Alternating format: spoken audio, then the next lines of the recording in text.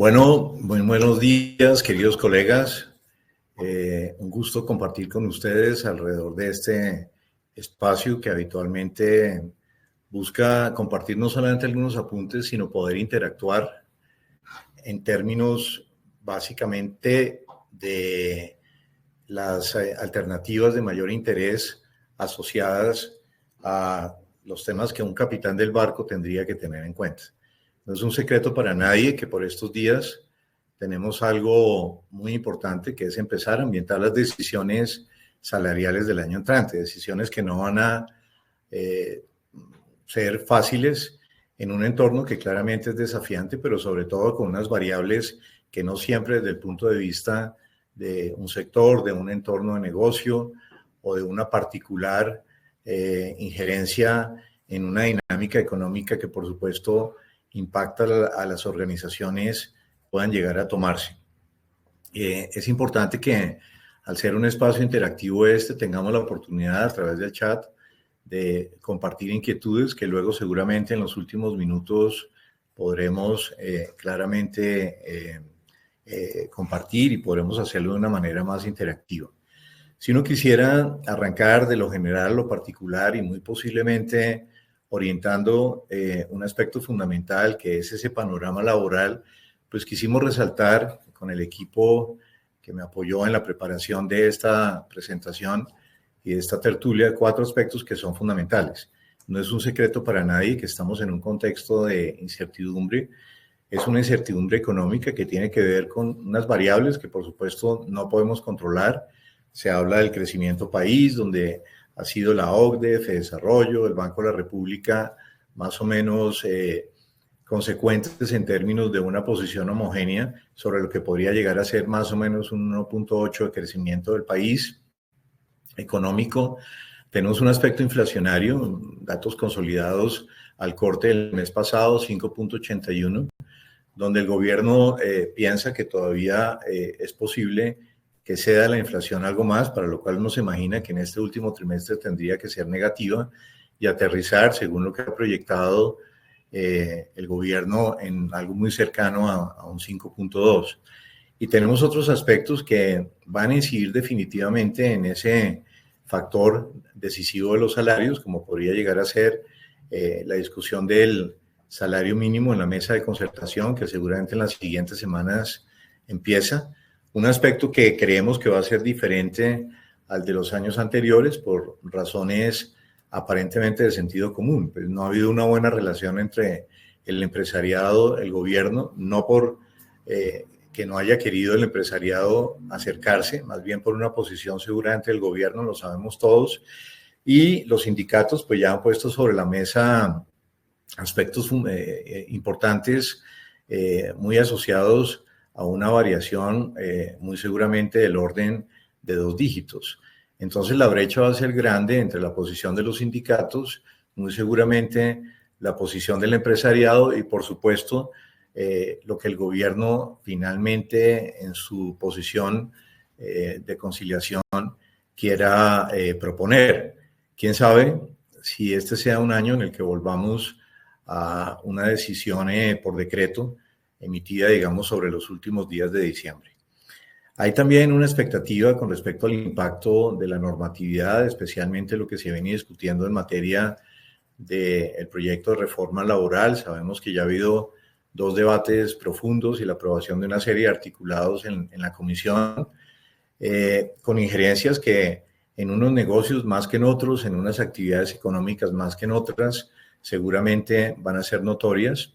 Y también con la iniciativa de un proyecto, independientemente de lo que se ha dicho hasta ahora, es muy temprano para predecirlo, que a lo mejor no va a tener, o sí, quién sabe, digamos un feliz término para el gobierno, que sería el proyecto de ley de financiamiento o lo que conoceríamos como una nueva reforma tributaria.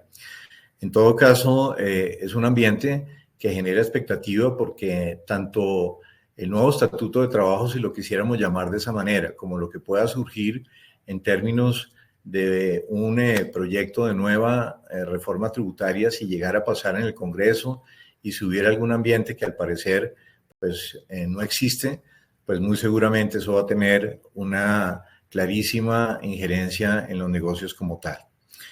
Siguen el juego de oferta-demanda. A pesar de todo, el país se mueve.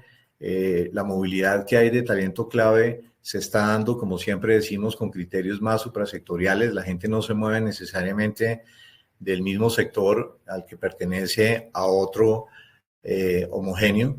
Y una guerra por el talento, particularmente en cargos donde en el reperfilamiento, si pudiéramos llamarlo de esa manera, de roles, de responsabilidades, en algunas posiciones, desde hace quizá un par de meses, seguramente 2 años, en áreas como tecnología, en áreas como mercadeo, en áreas como finanzas, pues son determinantes. Y esa movilidad del talento ha llevado, incluso en materia salarial, en que en algunos casos muy puntuales se haya generado una especie de lo que llamaríamos, digamos, efecto burbuja, que no le hace nada bien a las decisiones salariales y a la forma como podamos proyectar el qué hacer en el año 25.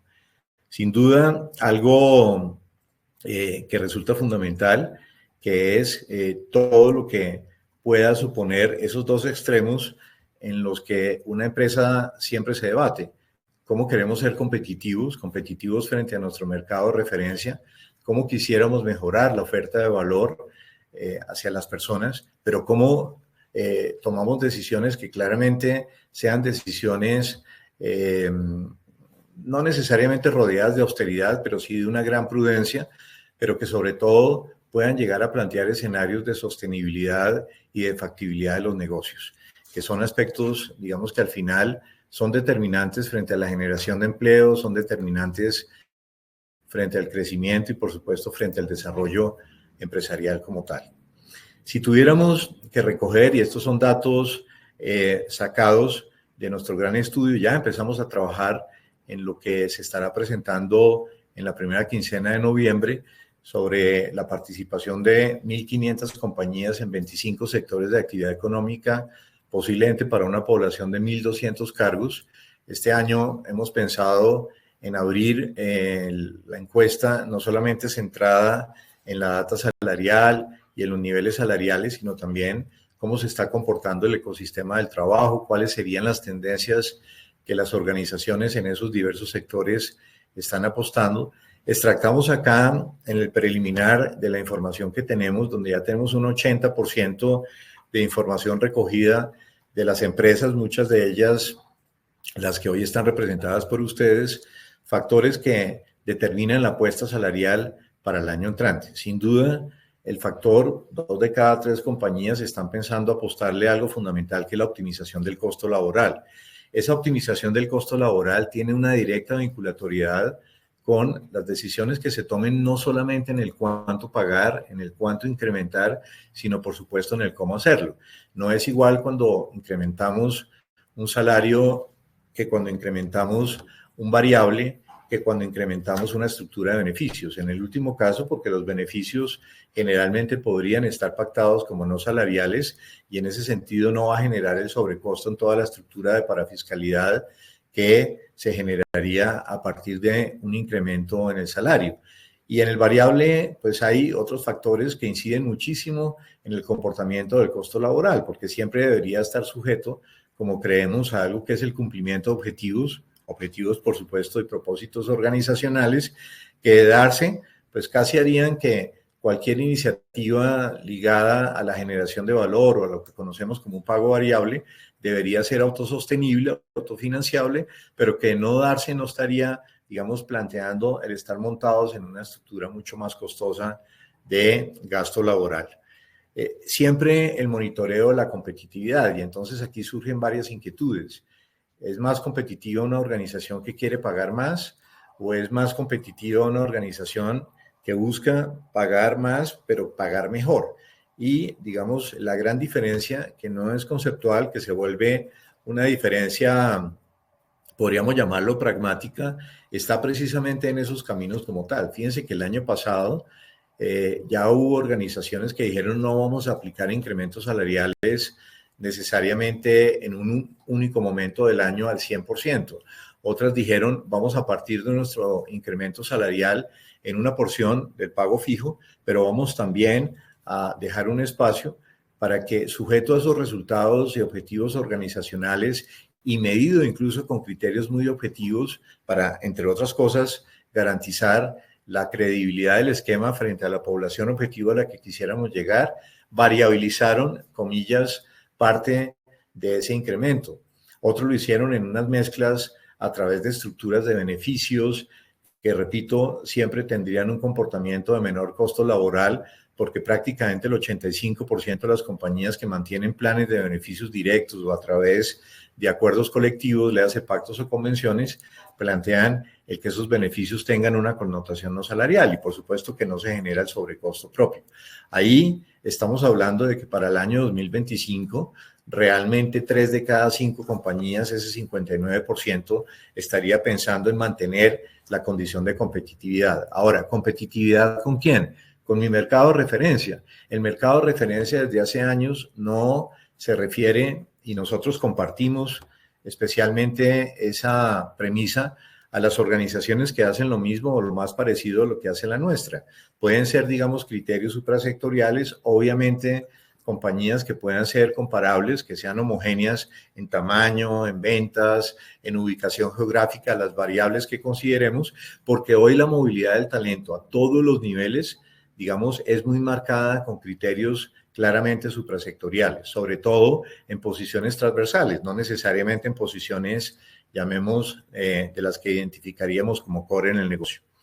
Un 57% de las organizaciones en esta muestra que les planteamos de hasta 1.500 empresas, sin duda tienen su apuesta y la mira está en un tema de mejorar la productividad.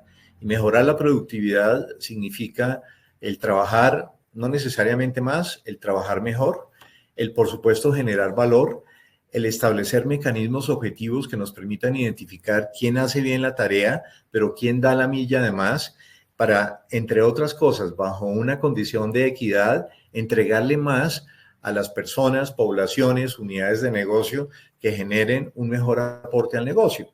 Y eso sería, ¿verdad?, un criterio de equidad muy marcado dentro de esta dinámica.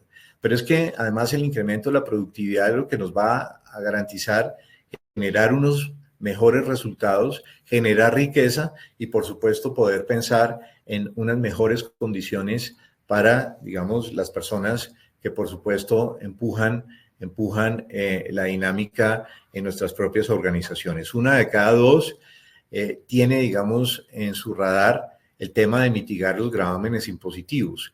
Para nadie es un secreto que con la nueva ley fiscal, la 2277, que entró en vigencia el año pasado, pues cambió el perfil, sobre todo de poblaciones, y seguramente no solamente involucra a quienes estamos acá, sino involucra a buena parte de nuestra población en cargos clave, en cargos críticos, en cargos de algunos expertos o profesionales, donde las nuevas reglas de juego establecieron que, bueno, y podría ser de fuego también, porque fue un tema que calentó mucho el ambiente, que por supuesto ingresos superiores a 10 millones de pesos tendrían menos beneficios de los beneficios que venían trayéndose para los asalariados. Eso hizo el año pasado que la retención en la fuente subiera de manera notoria, particularmente entre el primero y el segundo semestre, pero que este año, repitiéndose la misma situación, tuviéramos una adicional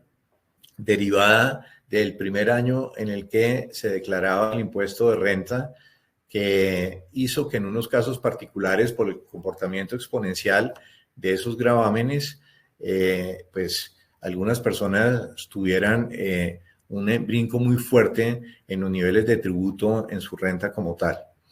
Uno podría decir, este es un problema de las personas y este no es un problema de la organización. Esas son las reglas de juego. ¿Qué podemos hacer nosotros? Pero fíjense que de alguna manera tenemos medido en un 23%, esto ha incidido en el ánimo de las personas de quedarse o de por lo menos explorar en términos de su movilidad hacia otras organizaciones, si esas otras organizaciones pueden ofrecer unos mecanismos de pago que, estando dentro del marco de ley, resulten más eficientes. En otras palabras, que cierren la brecha entre lo que yo quisiera realmente pagarle a la gente lo que nominalmente llega a su bolsillo, que es con lo que cada uno de nosotros como asalariados satisface sus necesidades de inversión, de ahorro y por supuesto de consumo como tal. Entonces, sí es un aspecto fundamental, sí es un aspecto que tiene una injerencia en la compensación, en la competitividad, en las estrategias o no de fidelización de talento y que para el año 2025 será marcada. Aquí no estamos poniendo todavía en el radar, es muy temprano quizá para hacerlo, no lo pondríamos en el núcleo, más seguramente en la periferia, esa expectativa de la ley de financiamiento que comentaba antes, entre otras cosas porque en su versión original, tratándose de la situación de los asalariados, plantea mover las tasas impositivas hasta un 41%. Eso es muy representativo en los ingresos, digamos, más altos, lo que haría seguramente, extensivo un eventual impacto de estos a lo que llamaríamos un comité ejecutivo, seguramente a una alta gerencia en otras posiciones e incluso, ¿por qué no?, a una gerencia media dependiendo de la estructura retributiva de cada organización. Y otras, digamos, consideraciones que digamos, en el ánimo de sopesar el beneficio que podría darse para las personas jurídicas, pues el fisco ha pensado que en las personas naturales se encontrarían la respuesta de ese tema. Las personas que en Colombia devengan más de 10 millones de pesos no son más del 2% de las laboralmente activas. Entonces, poner o pretender colocar una carga de compensación en buena parte en ese 2% de quienes tienen los mayores ingresos en una organización, pues es un tema que incluso podría de alguna manera bordear el rompimiento de los principios de equidad que también establece la misma ley fiscal. El 48% de las empresas que apuestan, digamos, sus decisiones innovadoras en materia salarial están pensando mejorar la oferta del empleado, muy en el contexto de lo que hemos llamado la marca empleadora. Y esto tiene que ver con aspectos fundamentales que pueden integrar no solamente componentes transaccionales, componentes económicos, componentes de cuánto incrementar, de cuánto pagar, sino también, digamos, de balance con otras iniciativas que son fundamentales, el crecimiento a nivel organizacional, el desarrollo que puedan tener determinadas posiciones, la movilidad de talento, que es un aspecto muy importante en términos, las facilidades que se pueden dar en algunos cargos que obviamente la operación permite para trabajar de una manera remota, pero también en un aspecto emocional que es fundamental, entre otras cosas porque contribuye a afianzar un concepto que empezamos a hablar hace varios años, que es el de organizaciones saludables, organizaciones que mantienen entornos donde la calidad de vida de las personas en el justo equilibrio entre los intereses de la organización, los intereses de un accionista y los intereses de las personas puedan, digamos, convivir y no agredirse, anulando algunas de las que hoy pueden ser fundamentales. Ya no es hablar de las nuevas generaciones, creo que eso ya quedó atrás en el discurso. Ha habido un relevo generacional muy importante en los primeros niveles organizacionales, todos lo sabemos, personas más jóvenes llegando a posiciones críticas, a posiciones clave, y eso también ha permeado de alguna manera ese concepto de salario emocional y ese concepto de aspectos monetarios de aspectos no monetarios, perdón, que pueden tener una injerencia fundamental. Y por supuesto un desafío que casi es un común denominador en las organizaciones, que está ligado al reto de fidelizar o retener talento. No tiene una responsabilidad específica, no tiene rol. Por supuesto que hay posiciones o por juego de oferta y demanda que pueden ser un poco más sensibles a esos cambios, pero al final, digamos, el gran reto es toda la inversión que yo hago, entre otras cosas, para cumplir mis propósitos organizacionales, que se vea reflejada en una relativa estabilidad que esté ligada directamente a un aspecto tan importante como podría ser el tema de permanecer en un proyecto. Hay unos hitos, unas paradas que los hemos colocado como en un orden que van a tener una trascendencia dentro de esta planeación salarial para el año entrante. Por supuesto que estamos a puertas, si es que no ya está estructurado el presupuesto del año 25. Entonces la pregunta del millón es, en los costos laborales y en las variaciones que se puedan proponer a unos accionistas y que hayan de discutirse en sus respectivos entornos con las juntas, con los accionistas en unos casos, con los mismos equipos que lideran la organización, ¿qué vamos a colocar, digamos, como incremento? El año pasado el incremento por el mismo comportamiento entre el juego de la inflación y lo que fue el ajuste del salario mínimo estuvo un poco por encima del 9%, número que no tendría ningún sentido y que no se compadecería de la realidad del actual entorno, ni el actual entorno económico, si es que el país va a crecer por debajo del 2%, del entorno en términos de la expectativa de la inflación, pero sobre todo de la realidad económica y digamos del frenón que especialmente algunos sectores de la economía registran. Nosotros interactuamos, lo mencioné anteriormente, con 25 sectores de actividad económica y digamos que hay una situación generalizada que podría ser, para quien le ha ido bien, pues seamos precavidos, para quien le ha ido menos bien, pues busquémonos la vida y busquemos claramente el llegar de la mejor manera a los propósitos de este año, que entre otras cosas no comprometan incluso situaciones y aspectos fundamentales y muy sensibles como son la empleabilidad y aquellos sectores que no lograron, digamos, los mejores resultados o no lograrán los mejores resultados este año, cómo logramos de alguna manera plantear escenarios que sobre todo le apunten a un aspecto fundamental. El primero tendría que ser que el negocio sea sostenible, que no se termine sacrificando plazas de trabajo y que por supuesto retornemos a una situación primero de equilibrio y posteriormente y paulatinamente seguramente de prosperidad. Ya hablamos un poco del referente inflacionario. No significa que el referente inflacionario es un parámetro único para la definición de la política salarial, de la política ligada a los incrementos. Pero digamos, el año pasado cerca del 82% de las organizaciones tomaron sus decisiones muy centradas hacia el comportamiento de la inflación. El 18% restante lo hicieron algunas por debajo de la inflación, algunas por encima, particularmente quienes tenían compromisos ligados, por ejemplo, en los acuerdos colectivos, pactos o convenciones a 1 punto o a 1,5 puntos por encima del IPC, y realmente muy pocas organizaciones, digamos, se acercaron o bordearon el límite de lo que pudiera ser el ajuste del mínimo salario integral.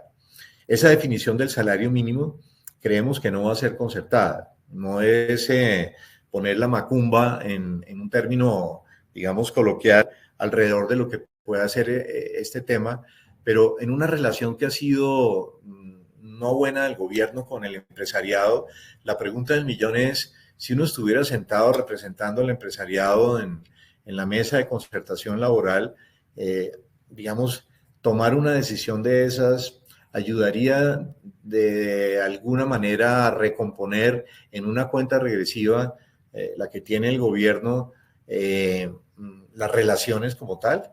¿Estaría el empresariado dispuesto a darse el lapo en un tema que trasciende de lo político y que frente a una realidad económica no se compadecería de algo como lo que están planteando los sindicatos, que claramente siempre apuntan a algo más, que es poner 2 dígitos de variación sobre la mesa? No sé si creer o no en las posiciones del gobierno. El ministro de Hacienda dijo estos días que seguramente el incremento sería de 1 dígito, pero es que la realidad es que quién sabe si haya realmente una situación de concertación y termine siendo, y convenga además que sea así, quién sabe, habría que pensar en los pros y contras en una decisión de decreto donde por supuesto no se genere un ambiente de concertación para quedar bonitos en la foto, pero para mostrar una realidad que no es propiamente la que ha marcado el nivel de relacionamiento entre estos actores fundamentales. El efecto en los mínimos integrales. Este es un aspecto que nos viene llamando la atención, al menos fíjense desde hace cerca de 4 años, por 2 razones. Porque los mínimos integrales, digamos, antes de la ley 22 del 77, la ley fiscal actual, pues tenían una ventaja sobre el resto del mundo. Primero, tenían un incremento, el del ajuste del salario mínimo, que tradicionalmente ha estado por encima del IPC, y segundo, porque lo tenían a partir del 1 de enero sí o sí, porque no puede existir un salario en Colombia inferior a eso. Entonces empezaba a generar, era más marcado en unos en unos esquemas organizacionales que en otros, una situación de inequidad entre poblaciones. Porque si el incremento para el resto del mundo, que no estaba remunerado con el mínimo integral, fluctuaba, digamos, en porcentajes sustancialmente menores al ajuste del mínimo, pues empezamos a crear una brecha que se hizo notoria. Hace 4 años empezamos a hablar de la posibilidad de desintegralizar, lo que hay que hacer de mutuo acuerdo, el salario. Con lo cual, digamos, por lo menos frenábamos esa condición de inequidad interna en la dinámica de salarios como tal. Pero como no hay felicidad completa, llegó la nueva ley fiscal y por supuesto los mínimos integrales que podían tener esa condición preferencial de incrementos, pues también quedaron cobijados por el efecto de la norma vigente hoy que establece que todos los salarios superiores a 10 millones de pesos tienen, digamos, unos menores beneficios con un límite en las benditas 1.340 VTs en esas exenciones, que son cerca de 63 millones de pesos largos en el año. Entonces, estas personas han empezado también a decir, oigan, pues sí, yo tengo un incremento mayor, pero ese incremento se lo está devorando de 1 o de 2 mordiscos el impacto impositivo. Es una oportunidad muy interesante las que puedan tener sus organizaciones para plantear un esquema de mutuo acuerdo de desintegralización, que ponga a las personas en una situación donde quienes hoy tienen el integral seguramente van a tener un incremento, el que ustedes definan por política organizacional, pero van a tener una mejor condición impositiva. Luego, en términos de poder adquisitivo y de ingreso neto real, esto va a manejar. Ese análisis de competitividad externa, visto no solamente en función del salario, hoy sería impensable. La participación, digamos, de este año del componente salarial disminuyó con respecto al año anterior. Nosotros ponemos básicamente 4 componentes en la compensación total: el pago fijo, ponemos el variable, ponemos los beneficios bordearon el 30%, el variable bordeó algo por encima del 30% y la porción restante terminó siendo el salario como tal.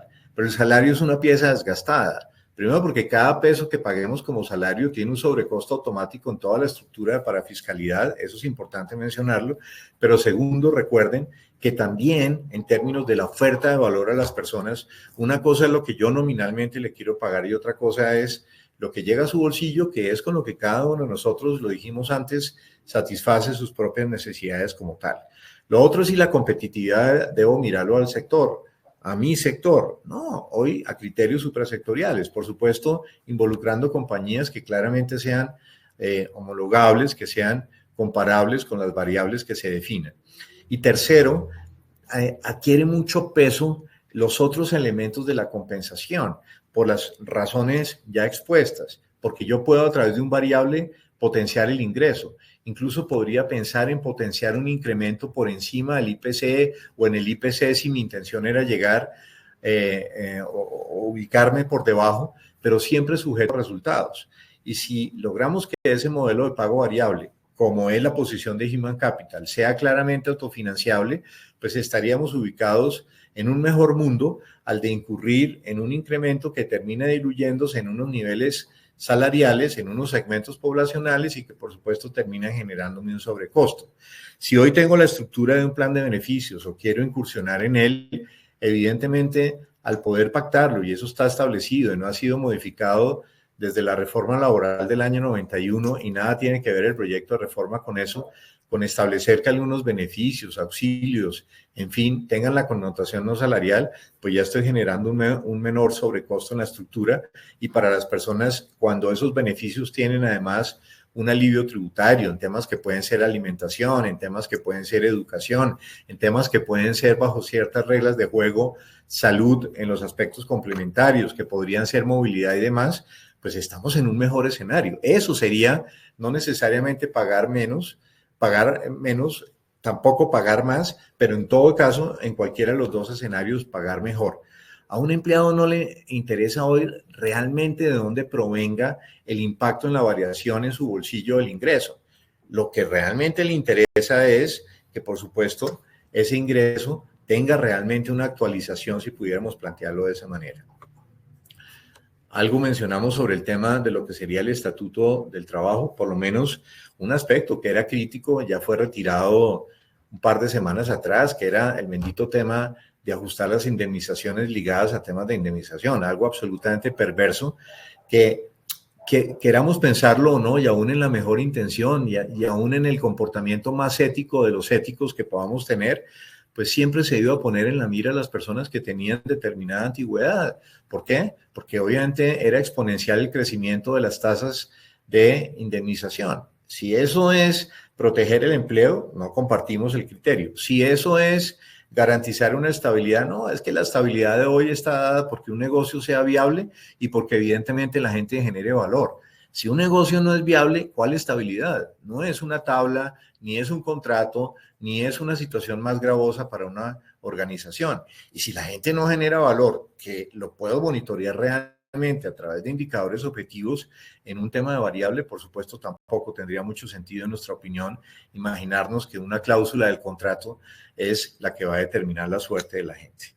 Y ya comentamos el tema de la ley de financiamiento muy temprano, esperemos, la estamos monitoreando mediáticamente y pues la posición de los honorables senadores de algunos pues dicen esto no va a pasar, no hay ambiente como tal y por supuesto pues nadie se imaginaría que el hueco de los famosos 20 millones o lo que sea o los 12 billones que le faltan al gobierno provenga de un esfuerzo adicional, en este caso predominante en las personas naturales.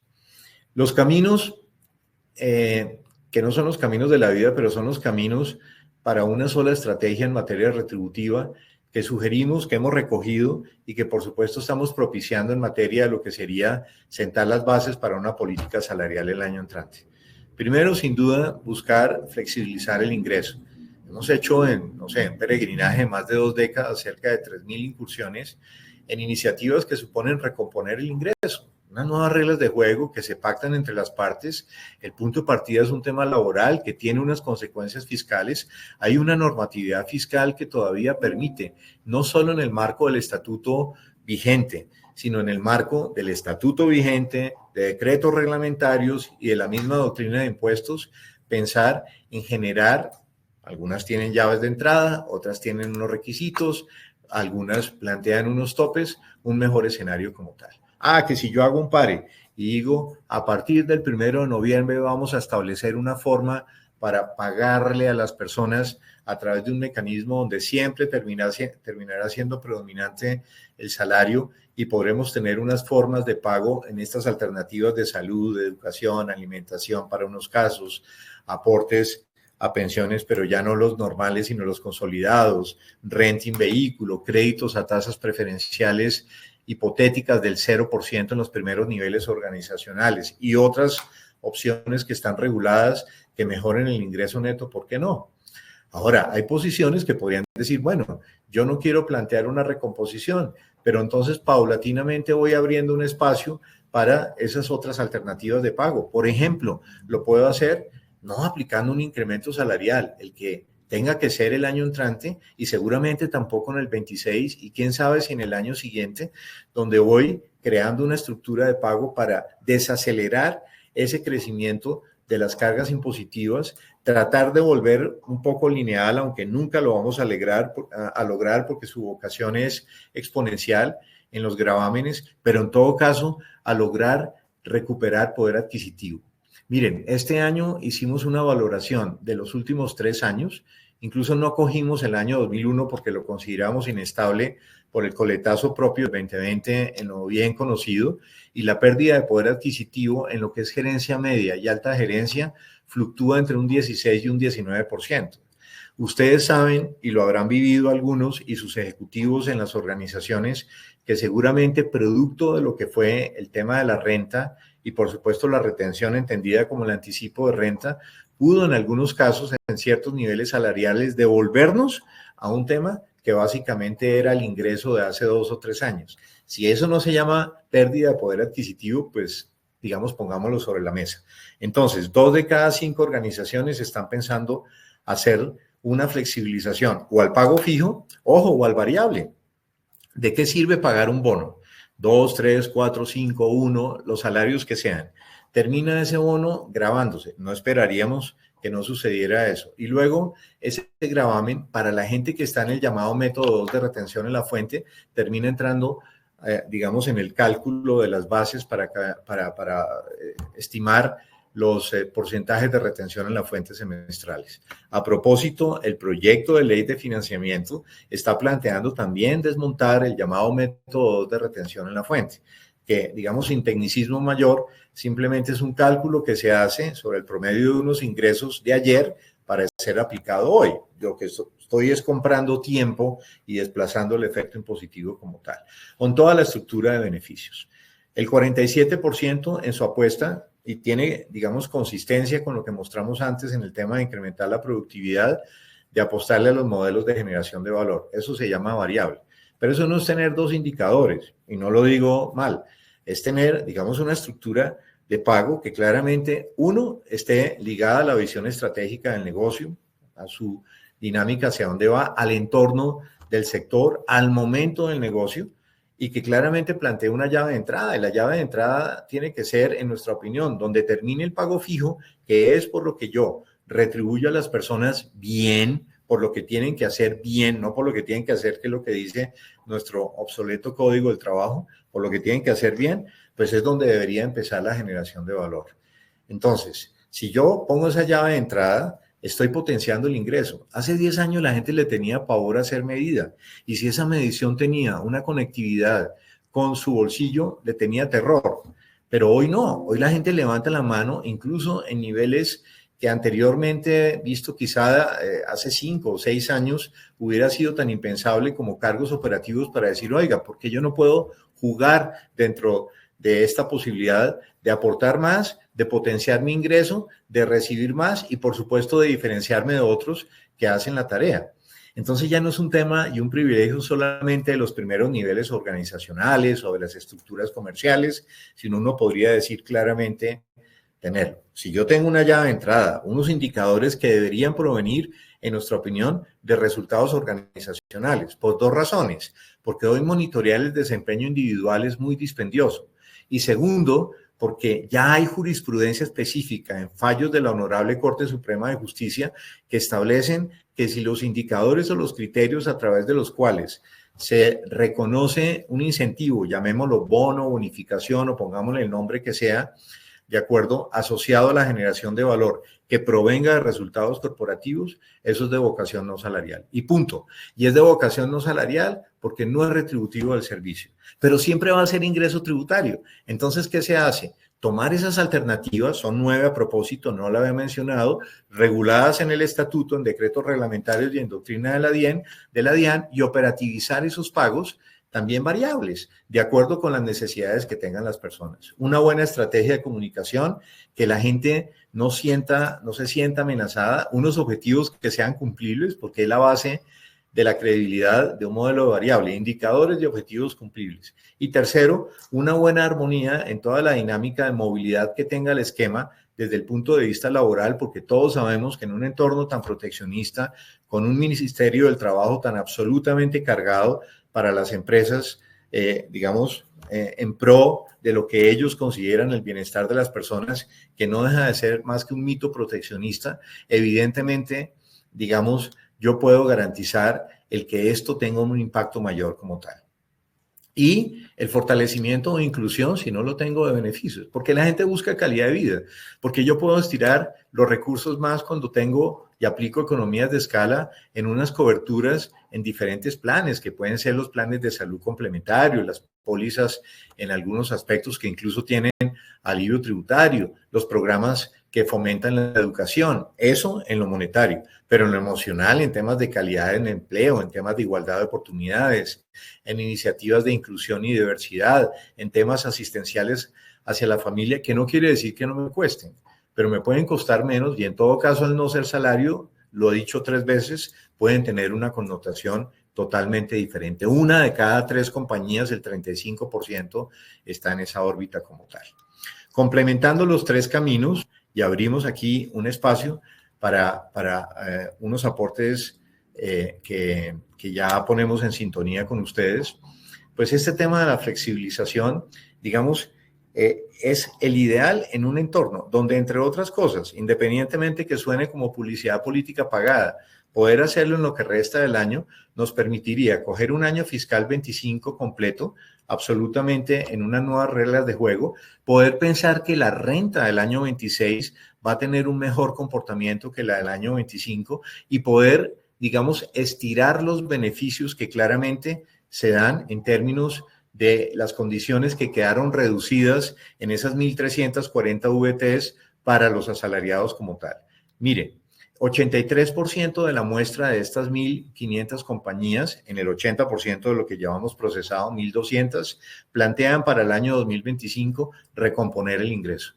Y el 17% lo está haciendo con la idea de desplazar el incremento. No voy a hacer un incremento al fijo, más bien voy abriendo un espacio, algo que parecería un apéndice, pero no lo es porque finalmente es parte de lo principal, no es algo accesorio, es parte de mi estrategia de compensación. El impacto en 3 niveles salariales, 26 millones de pesos una persona se puede ahorrar 2/3 de un salario al año. Sería como tener un incremento del 6.5.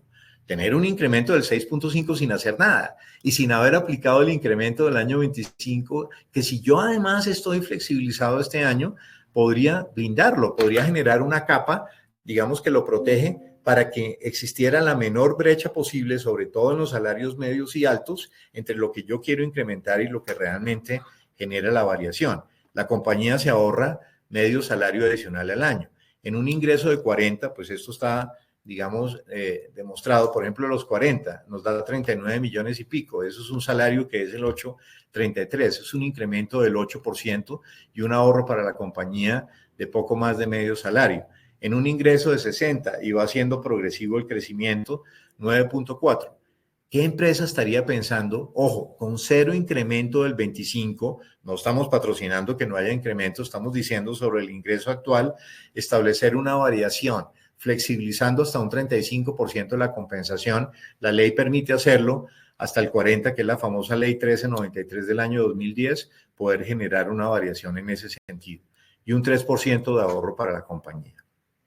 En el variable, dos cosas que queríamos claramente resaltar.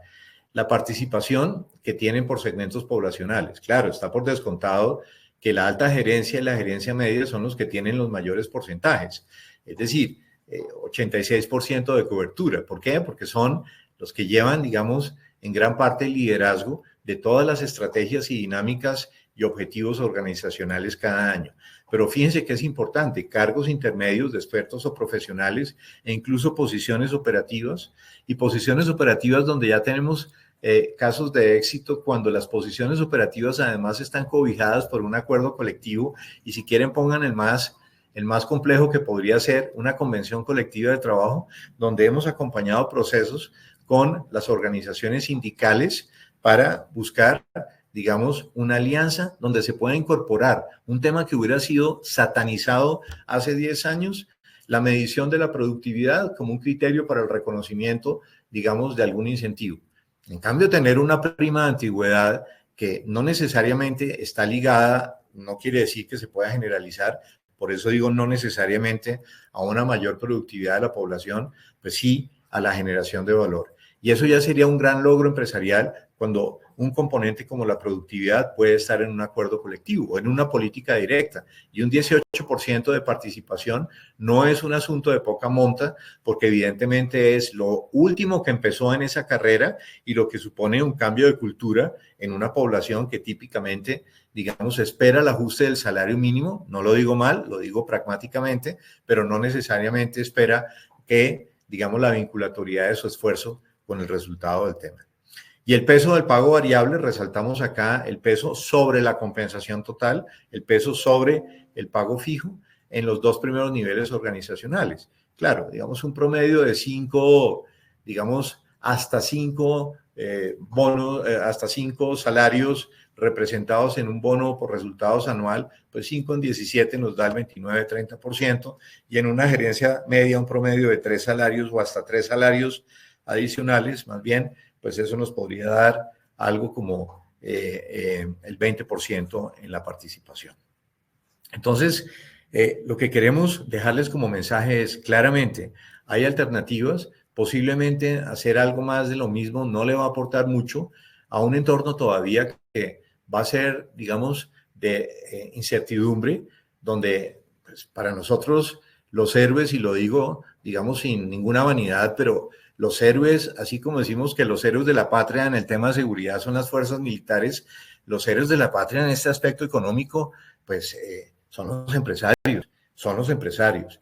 No ha habido un aliado como ha sucedido en el pasado del Estado, que obviamente se puedan crear dinámicas de crecimiento, de propósito común, de desarrollo, de inversión, de confianza país, que mejore la situación en ese tema. Carolina Abusaid. Hola, Carolina. ¿Podría comentarnos sobre los planes institucionales, patrimonios autónomos de naturaleza pensional como estrategia de fidelización? Sí, digamos que básicamente lo que se hacen son unos aportes institucionales a unas fiducias, que son los patrimonios autónomos, en el marco hoy de lo que sería la potestad de los fondos privados, y se establecen unas condiciones o reglas de juego que integran dos cosas. Si lo ponemos solo como un beneficio y como una estrategia de fidelización, habitualmente lo que se hace es que se aporta una parte del salario, siempre contributivos, que lo tendría el empleado, y una parte que aportaría la organización. El modelo que más hemos visto, Carolina, es un modelo contributivo, donde por supuesto, digamos, ejemplo, una persona ahorra el 1% de su salario, si queremos ponerlo en porcentajes, el 2% de su salario, y la organización aporta el 50%. Lo segundo que más hemos visto es una relación, un peso, 75 centavos, y el que menos hemos visto, pero es importante también mencionarlo, es un peso, un peso. Ahora, se colocan unas condiciones restrictivas, porque la idea es, entre otras cosas, cuando el propósito fundamental es fomentar el ahorro, 1, y 2, garantizar la fidelización de talento, pues que haya una condición de permanencia en el tiempo. Entonces yo voy consolidando el aporte de empresa, lo que la empresa está colocando en cabeza mía, por ejemplo, a una rata del 20% o a un porcentaje del 20% anual. Entonces, si yo me retiro de la organización en el año 3, me voy a llevar el 100% de mis aportes, y en el ejemplo, o en el caso hipotético que estoy colocando, el 60% como tal. Tiene un beneficio tributario, es importante. Hoy, digamos, los aportes generalmente se manejan al aspecto pensional.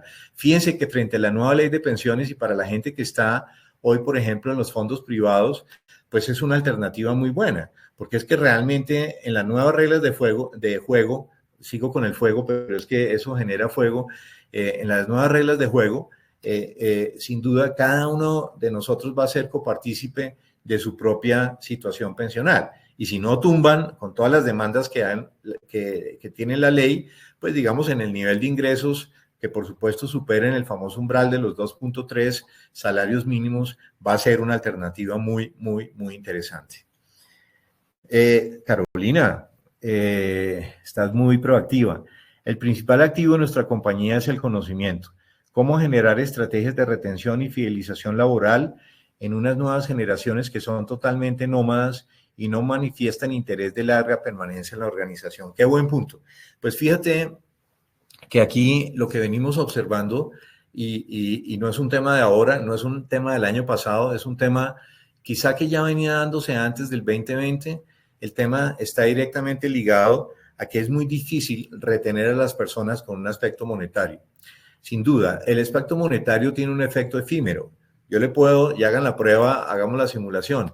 Llegamos ahora a nuestras oficinas o nos conectamos con la gente y decimos, vamos a incrementar el año entrante el 15%. Y entonces hay un aplauso, algunos seguramente preinfartado, y digamos eso al final de 2 días ya no tiene ninguna condición efímera.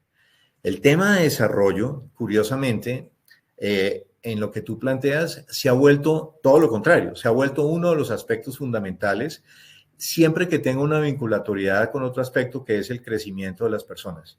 Es decir, las personas jóvenes, las poblaciones jóvenes, si queremos asociarlo al tema generacional, le están dando un valor particular a eso.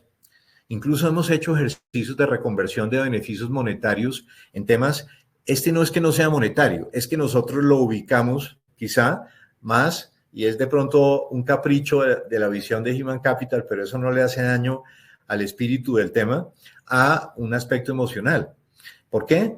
porque más bien, en cambio de tener un crédito de vivienda que compromete recursos o determinados auxilios e incluso algunos beneficios monetarios que podían ser atractivos, como la prima de Navidad o la prima de vacaciones, que antes no eran ingreso grabado, con la varita mágica hace 10 años, pero hoy lo son, entonces se han reconvertido en temas emocionales. Y hay un indicador importante: cerca del 43% de las personas menores a 35 años le dan valor al tema de la formación como un aspecto, siempre que esa formación sirva para crecer, por encima incluso del aspecto monetario, del aspecto transaccional, de su salario. Es decir, en otras palabras, podría ser un factor muy fuerte para querer permanecer o para querer no permanecer en una organización como tal. Claro, no es el único. Esto está ligado a otros componentes emocionales que son fundamentales. Componentes emocionales que tienen que ver, por ejemplo, con las alternativas de teletrabajo en cualquiera de sus modalidades. ¿No les ha pasado o no les han contado sus áreas de gestión humana que en ciertos segmentos poblacionales y cargos, incluso de profesionales y expertos, en un acercamiento y en una avanzada de una entrevista, la gente dice: ¿y usted me ofrece o yo tengo la posibilidad de trabajar remoto? No, pues es que aquí tenemos un esquema híbrido de 3-2. Ah, no me interesa. O no, es que definitivamente su cargo es de una responsabilidad que sugiere pues una presencia, no necesariamente porque así sea, pero sí porque lo determina la organización. No me interesa. Entonces el factor formación es importante. Ahora, ¿formación en qué? En competencias incluso blandas, en aspectos que hoy el mercado está demandando frente a cambios muy drásticos que se están dando en las fuerzas de trabajo. Eso ha llevado, digamos, a aspectos que para nosotros involucran, digamos, un componente muy fuerte en los cambios de cultura, un componente muy fuerte en la dinámica propia de lo que es incluso la armonía con otros segmentos poblacionales. En la compañía se reconocen auxilios, Carolina, en salud y educación para mejorar el impacto tributario en el bolsillo de nuestros colaboradores. Sin embargo, se está presentando una tendencia de solicitar que todo sea con impacto salarial, basados en la premisa de generar un mayor ahorro pensional. ¿Cómo conciliar entonces ese deseo de generar mayor cotización a la pensión versus generar esquemas de? El ejemplo que se está poniendo es muy interesante, porque fíjate que son los llamados pagos indirectos. Es una cosa por allá que tiene una reglamentación con una señora o un señor que se llama el Decreto Reglamentario 3750 del año 86. Es viejísimo, pero está vigente. Pero si esa fuera la inquietud, no entraría en conflicto algo que es la antítesis de lo que nosotros planteamos en un modelo de flexibilización salarial. En un modelo de flexibilización salarial, fijo, variable, beneficios en este caso, nosotros proponemos que algo pase en una transición conciliada a no ser salario. Yo puedo disminuir el salario de alguien de mutuo acuerdo, lo hacemos, digamos, las partes que intervienen en el contrato, y puedo crear un plan de beneficios el día siguiente que incluyera, por ejemplo, estas alternativas. Si la gente dijera: oiga, me interesa el beneficio, pero no quiero perder esa connotación, pues parecería sencillo hacer la antítesis de lo que proponemos. Ojo, y esta sería la fórmula, y no es una fórmula compleja. Pactemos que eso sea salario. Lo que pasa es que sea salario, siendo salario o no, no va a ser ingreso tributario si cumple, en el caso particular, por ejemplo, de salud, los requisitos del artículo 5 del 3750. Es lo que nos pasa, por ejemplo, con las personas que dicen: yo quisiera flexibilizarme, pero tengo el mínimo salario integral.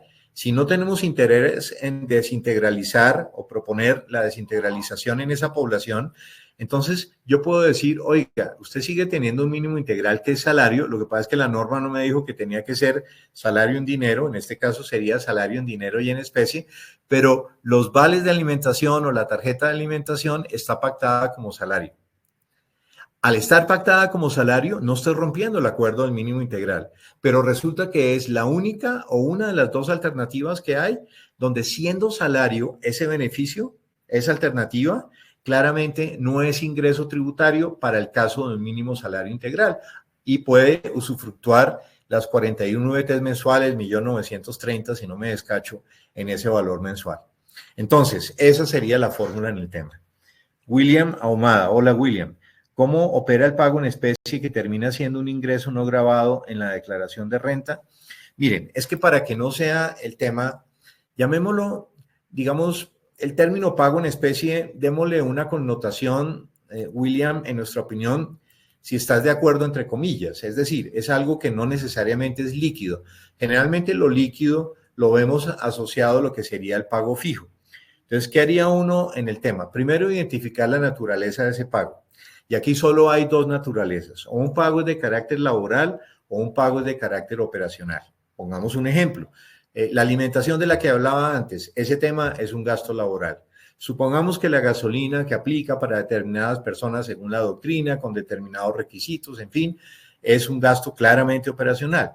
Entonces, el tema es, la promesa de valor siendo gasto laboral u operacional, en eso que llamaríamos la porción de flexibilización que comenté que en la visión de Human Capital ni siquiera llega al 40% que permite la ley como pago no salarial, sino que llega hasta el 35%. Lo importante es que primero identifiquemos su naturaleza fiscal y contable. Y lo segundo es que lo contabilicemos bien. Y lo tercero es fundamental, porque si no nos terminarían detestando las personas que invitáramos a participar en este esquema. Es que nunca generemos un aplazamiento del efecto impositivo. Es decir, toda alternativa que suponga la inclusión, sea en un modelo de flexibilización salarial, sea en un modelo de beneficios que tenga alivio tributario, sea en una reconversión de las formas para no pagar el incentivo de generación de valor como bono, sino pagarlo a través de una beca educativa, si ese es el tema, o las llaves en un renting del carro que el empleado quisiera o el ejecutivo quisiera, es que no genere aplazamiento del efecto impositivo. Es decir, el punto de partida es que nada de esto impacte la renta, o si no, no haríamos nada. Ahora, no impactando la renta, porque no es base para la renta, evidentemente no impacta negativamente la retención en la fuente. Y eso es lo que garantiza un flujo de caja mensual adicional, que es el ahorro de impuestos, que evidentemente es, al ser la retención en la fuente, el anticipo de renta no tiene ese tema. Entonces tenemos que un renting, que es una alternativa magnífica. Nosotros somos pro renting, es un arrendamiento puro y simple, no compromete los estados financieros de la compañía. ¿Por qué? Porque el juego de inclusión en su contabilidad de depreciación lo tiene que hacer el dueño del vehículo, porque yo puedo empaquetar en un canon mensual que tiene SOA de impuestos, matrículas, seguros y mantenimiento en un carro nuevo, un tema, porque si además es un carro que hoy no tiene pico y placa, hoy tenemos esquemas implementados en las compañías, por ejemplo, donde se hace el blindaje de un carro que está en renting, pero no es el carro grandote y costosísimo, un carro familiar, no es publicidad política pagada, pero un Toyota Corolla, que es un carro familiar, híbrido, económico, muy cómodo y que además puede tener un blindaje 2 Plus, está en renting, a lo mejor pagando un canon de 4,5 millones mensuales, que termina en un nivel de ingreso alto o medio, subsidiando el Estado entre un 17 y un 25% en una simulación real. Eso es un gasto operacional. Eso no va en la declaración de renta. No porque no queramos, es porque simplemente su naturaleza sería la de gasto operacional. La gasolina es un gasto operacional. Otras cosas podrían tener la connotación de un gasto operacional. Doctora Ángela Franco, un gusto saludarte. Mi comité directivo en su mayoría está dentro del periodo de transición de los últimos 10 años para pensionarse y están en Colpensiones. En estos casos, ¿qué alternativas nos quedan? Miren, nosotros no nos metemos con las personas, voy a robar 5 minutos más si ustedes están de acuerdo, con las personas que claramente están en la franja crítica pensional. La franja es la concurrencia de 3 cosas. Estar en Colpensiones no hace daño, porque si yo estoy en Colpensiones, pero estoy cotizando por encima del tope hoy de los 25 salarios mínimos, no tengo problema. O si estoy en el tope por debajo de los 25 salarios, estoy en Colpensiones, pero estoy a 13 años de la franja crítica, podría usufructuar el beneficio de una flexibilización 3 años y cuando se acerque la hora cero o la cuenta regresiva, pues simplemente me devuelvo como tal. Entonces, y si estoy en un fondo privado, no importa si estoy a 5 años de pensionarme, porque ustedes recuerden que al final, digamos, los criterios van a ser otros como tal. Ahora, ¿qué se puede hacer? Utilizar algunas alternativas cuando la gente no está topeada, que digamos, sean base salarial, como el ejemplo que colocaba la alimentación, obviamente cuando aplique, porque hay una llave de entrada, un salario de 25, tal vez 24, si estuviera aquí el gurú Andrés Rodríguez me corregiría, el gurú me refiero a estos temas, claramente estaríamos pensando que al flexibilizarse habilitaría algo que hoy no le da la llave de entrada con beneficio tributario. Entonces, lo tengo pactado a través de los vales como salario y eso permitiría no disminuir mi base de liquidación, pero obtener un beneficio tributario, porque siendo salario los vales no son ingreso tributario hasta las 41 UITs mensuales, lo que de eso anualmente, que termina siendo 20 y pico millones de pesos. Podría ser una alternativa como tal. Por supuesto, nunca pondríamos en una situación de dilema sopesando la prioridad que tiene el aspecto pensional con un tema que es mejorar el bolsillo. Para ello se hace algo que es decirles por qué de alguna manera claramente podría no afectarlos. Pues bien, un poco, digamos, dentro de la iniciativa, quisiéramos dejarle la inquietud a ustedes de lo que hay este año. Puede ser un poco más retante que el año anterior, porque no se ha evidenciado sin duda un tema como el impacto en la renta precisamente. Las preguntas de Carolina, de William han estado orientados pues al impacto básicamente de la renta, pero son las inquietudes que tienen las personas, tocando la puerta que eso no lo hemos visto. Usted puede hacer algo por mí, pues puede hacer algo por usted dentro del marco de la ley, si claramente esto no me genera riesgos, y no los hay, y si esto le genera un impacto verdadero a su tema. El tema de hacer algo diferente, también una segunda conclusión, no respecto al cuánto del incremento, porque el cuánto va a estar, digamos, delimitado por la realidad de cada organización, pero sí respecto al cómo, porque eso compromete la competitividad. No es lo mismo aplicar el incremento X al fijo y que se diluya, el incremento Y al variable, que no se diluya, el incremento Z a los beneficios, que no se diluya. Los acuerdos colectivos tienen convenciones y pactos, no hay que dejarlos por fuera. Miren que la ley fiscal trajo algo muy importante.